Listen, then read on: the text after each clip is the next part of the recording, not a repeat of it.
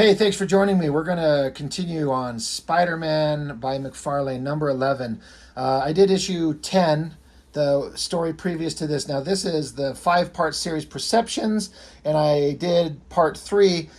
Mainly, I did that one because I don't have the entire McFarlane Spider-Man run. I was picking them up in pieces here and there and kind of was piecing together collections over the years.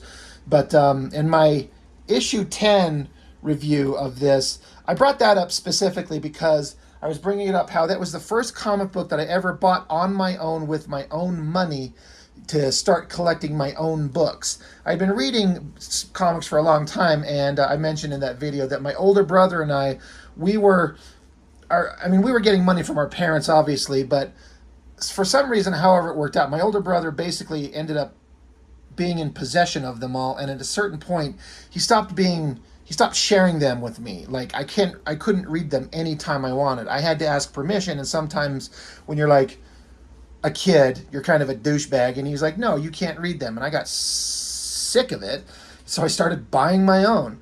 And Spider-Man by McFarlane issue 10 was the first book I ever bought on my own to start my own collection. And so I don't have parts 1 and 2. My brother does, and I'm sure he would let me borrow them now. Like, we're all grown up, and he's happy. He's lent me several books from my channel now. But when we're kids, we're kind of little douchebags. But I don't have them here with me, so we're just going to continue. We're going to go on to number 11. I really enjoyed this story because got Spider-Man, but it's McFarlane drawing it, so obviously it's awesome. Doing Wolverine, and I had no idea who Wendigo was. He was brand new to me. No idea. It's a hell of an interesting splash page with this giant moon, Spider-Man in all silhouette, and these dark buildings and the cross-hatching to get the lighting from the ground. Pretty interesting, and I, of course, can't help but love these little thin, spindly little webbing lines that McFarlane does for Spider-Man. Always looks great. And, man, the guy can do an amazing visual image to just capture your interest. Even if it's Spider-Man hanging upside down with his big firm-ass cheeks right in your face, like, it looks great. The coloring is, like, bright and perfect. Like, it just works in every way. It's bright superhero comics, and I love it. Looks really good. It's an interesting double-page spread. They're also... McFarlane was getting ink assist from this guy named Rick Magyar. No idea who he is. Never heard of him before or since. No idea who he is or what he does. But for me, I wasn't paying attention when I was a kid reading this, but there were some pages that just looked different. Now, in retrospect, you'd be like, oh, it's because McFarlane is not inking it. Like this page, this face, and some of the lines here, it looks like McFarlane poses and angles and his weird designy sense, but the finish is not McFarlane, and that right there is very much, in my opinion, I don't know for a fact, but that does not look like McFarlane inks there or on this page at all, especially this Peter Parker up here. The inks on that face are a lot softer and less chaotic than what McFarlane would do. And I'm not saying that as a bad thing. I think the guy did a pretty damn good job, but it's not McFarlane completely. It's not quite as good. I'm trying to... Yeah, I still think this is still that guy. It's still not McFarlane. I think McFarlane starts right about here, if I know correctly. The basic premise of the story, for any of you who don't know, is that there's all these murders happening up in northern Canada somewhere, and all the locals are thinking that it's this Wendigo creature, who I know he's existed in comics, but before I read this, I'd heard of him, but I knew nothing about him. And he's getting blamed for it, so there are a bunch of hunters out there, and I don't know what Wendigo's power set is. All I know is he's fought the Incredible Hulk, and you'd think that a character that's that big and strong would not be taken down a notch by a single bullet from a regular human deer hunting rifle, which is what's happened. He got shot because he got caught out in the forest because everyone's running to get him because they think he's murdering these little kids and all these people. What's going on? And it's not, but because, of course, it's the monster. I really like how McFarlane does this shadow. I mean, I know it's the color selling it, but there's some line work in there that you can't really pick up visually because the colors are kind of covering it. But he got shot. He's bleeding out of his gut. And he's kind of a big, dumb animal. He doesn't understand what's going on. Yeah, so he's just crawling along. He's bleeding out. He's doing the only thing he can think of to help himself. He splashes water on his face. he doesn't know what's going on. He's just like a big dog, and he's hurt, and he falls into the water. And then he's just lying there in a pool of his own blood with his face barely sticking out of it. I love this hair, the blood in the water, these little flies. And then we come to the splash page of Wolverine there. He's pissed off that Wendigo's shot. And I guess he should be. I always thought Wendigo was kind of a villainous character, a bad guy. But this book, I don't know. I don't know much about the character. How do you make him interesting except to have a monster show up in your book? But this comic made me sympathetic to the character and think of him as kind of a good guy. And I don't know if that's how he always was. I'm kind of curious if anyone could tell me. Another element that I like that McFarlane does is the water.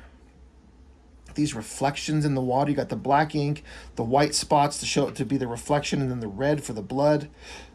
Very cool. It's interesting. Wolverine looks kind of super big and thick and proportionally out, like way bigger than he should be for the Wendigo creature, but I don't care. It looks pretty freaking slick. These books just bring back memories of just these comics, these amazing imagery, these bright colors. It just looks great. Just looking at this spread, it just looks amazing, and I love it. I love it's on this newsprint. I've gone on a lot about how this newsprint, and if you get a nice good newsprint and good coloring on it, it can look slick, even better than the glossy coated papers with all the computer coloring all over it.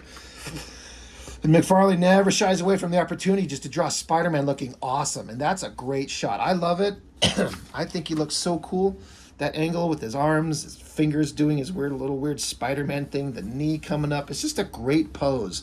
Doesn't make any sense, but he looks like a human doing weird spidery shit, and I like it. It looks great. Off he goes swinging again. They're just doing some investigating on who's out there killing things. The cops don't want to believe Peter Parker, so of course he's got to solve problems as Spider-Man. Cut back to Wolverine with Wendigo, and he knows that Wendigo's shot. So he is basically going to kind of perform surgery on him to dig out the bullet that's lodged in his gut. So he's digging around on him. He's packing the wound with, I don't know, dirt and flowers, and I don't know if there's any logic to that. But some interesting visual things here. Pops out his one middle claw and uses it as a little surgical tool. And he even notates here in his like inner monologue his thoughts. I was like, I usually am cutting people up with these. I've never used them for a positive thing, you know. And another interesting thing about the claw, I was discussing this with my my brother when we got together talking about, I think it was that issue of Wolverine where he had his bone claws, and we were kind of going back and forth about his metal and did the adamantium cover up the bone claws. But usually Wolverine's claws are portrayed, and in my mind, they're supposed to be like flat blades, like knives. But McFarlane draws this, it looks like it's round and just goes to a point. And I've not seen that very often. Jim Lee did it in that Wolverine Punisher African Adventure 2-issue series. He made his claws look like round blades that just come to a point. He did it here. Even as a kid, I understood. Like McFarlane, I'm sure he doesn't know anything about firearms, but the gun doesn't fire an entire bullet that's like this long. Like it's mostly like the black powder that's projecting the shell, and the shell is just usually a pointed tip. My point is that the piece of this bullet, it's kind of irrelevant, but it's way too big for a deer hunting rifle. The round that comes out of it is not that big. It's not this thing like that. Whatever. That's irrelevant. Awesome shot, back of Wolverine, this down angle. Wendigo lying on the ground there. He performed surgery on him. He'll be fine. So now Wolverine can go hunt down some murdering humans and chop them to pieces like he likes to do. Peter Parker still talking to the local people, trying to just get this thing figured out. Not having much luck. Cops are yelling at each other. I thought these faces are very, like, I'm just noticing McFarlane just does this weird, they almost look monstrous in a way, especially this guy. Kind of irrelevant. Who cares about that part of the story? We're getting back to Wendigo waking up with this giant, like, perm in his hair, all these curls. He had curlers in or something. Maybe Wolverine did that to him while he was out. He was unconscious. I kind of like this drawing Wolverine, but it's also the last expression you'd ever think to have Wolverine in. It makes sense. He's like, hey, you know, he's glad to see you're up and you're going, and Wolverine can have a smile on his face. You'd never see him holding a cigarette anymore. They do not allow that. As if some fucking kid is going to look at this and go like, oh, look, Wolverine's smoking. I'm going to pick up smoking. It's so stupid. Not only these wild McFarlane drawings with these weird crosshatchy lines to kind of put him in some kind of shadow, and I wonder if he was pressed for time. I got to get through this shit. So it's this weird smoky thing going on back here. He's spent all this other time drawing this crazy detailed forest that he's in, but now he's like, I got to move on. I like this close up of Wolverine's face. I always like this close up of Wendigo's face. I remember as a kid looking at these microscopically thin lines in these shadowed parts, like under his eye. I don't know if it's going to show up on camera here very well. The lens tends to kind of go out of focus when I get too close. But these really thin lines to do the shadowing, I'm like, I couldn't understand as a kid, what the hell do you use to draw lines that thin? I do not understand it. I also don't understand the weird pose of like Wendigo's giant hand like this, and then Wolverine's like taking his hand by grabbing him like this. I mean, you see what they're doing. It's just the weirdest thing. It's just such a weird thing, but it's very McFarlane and it works. More great giant shots of Spider-Man. I bet he blasted through these pages pretty quick. Those look really cool, but on this next page, this might be my favorite McFarlane Spider-Man drawing ever. I've tried to draw that and redraw that a million times. I don't ever bust out the book and copy it, but I understand the pose. Like he's got his head down here. You can see part of his back. This arm is tucked back down under his lower body where he's holding onto the webbing. This arm coming down in that pose, and the knees and the feet, and he's hanging from webs. I have drawn this from memory so many times I've lost count, and it never ever looks as good, obviously. I just love it. He's hunkered up, the anatomy looks great, the way his legs are folded up. Whenever he puts him in heavy shadow, I always think that looks really good. So it's pretty damn neat.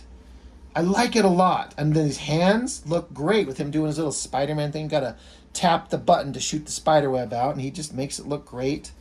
It's like he's up here and he decides, I'm sick of sitting on the building, so he just shoots out some webs so he can hang here. And maybe he feels better just hanging from webs, the way Batman likes to sit on rooftops like a gargoyle. Anyway, I love that Spider-Man drawing. Might be my favorite McFarlane Spider-Man drawing ever. And then it cuts to, in this part in the story, this is where they reveal there's some murders going on, I guess. But Spider-Man's sitting there thinking he hopes that Wolverine's having luck. And so it cuts across this 9-panel grid, and it says, I just hope he was able to find something. That's Spider-Man talking about Wolverine and him looking into what's going on. The close-up of a fly's eye back out. So you see the fly, it's taken off. Bunch of flies. Wolverine's hand digging into the dirt. This ridiculous angle.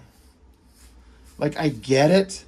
And, like, digging in and, like, did your hand even fucking move like that? It's kind of ridiculous. Digging into a hole in the ground, and there's a body that he pulls out of the ground, and it's a child, from what I understand. Like, you can't really tell, but somebody's out here murdering kids, and Wendigo does not like it. So he's not just a dumb animal. He understands enough that what he's seeing is infuriating.